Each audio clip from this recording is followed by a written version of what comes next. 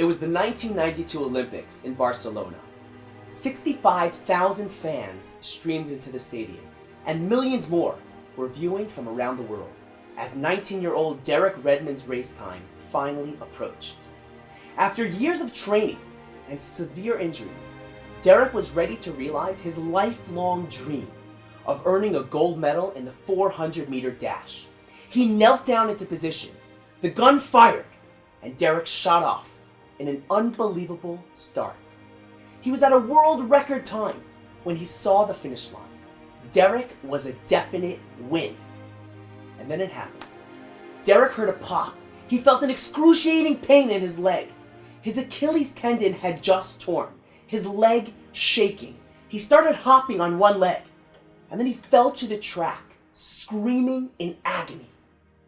All the years, the sweat, the pain, the sacrifices, all of his training had come down to this moment.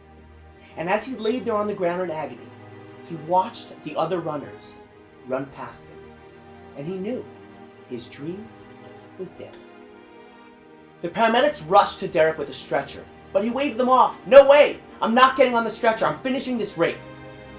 He struggled to his feet, and he felt the sharp pain of the torn tendon surge through his body. And with each pain-filled step, the crowd began to cheer for him, louder and louder, building into a thunderous roar.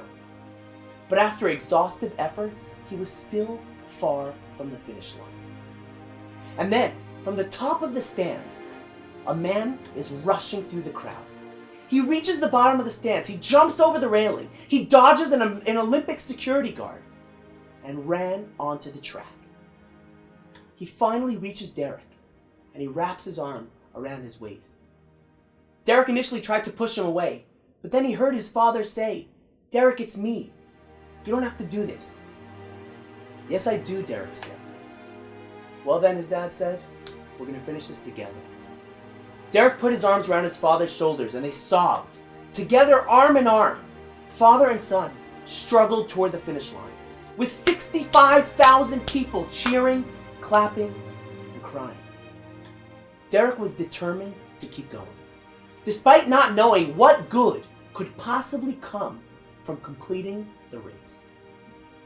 Only later did he discover that millions of hearts and minds worldwide were inspired by what would later become known as one of the most inspiring moments in history. Persevering despite a lack of hope. That's the story of Chanukkah. The incredibly powerful Syrian Greek army were plowing through Israel, forcing the Jews to convert or die. And one family of righteous, humble Kohanim, high priests, known as the Maccabees, attempted to undertake the impossible. With no military expertise, against all odds, they engaged tens of thousands of Syrian Greek soldiers in a battle that had little hope.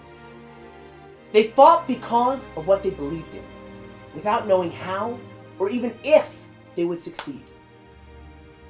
But like Derek's dad, God supported them, and he was at their side until they crossed the finish line and won the war.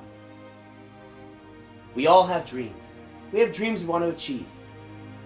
But we give up because they seem hopeless.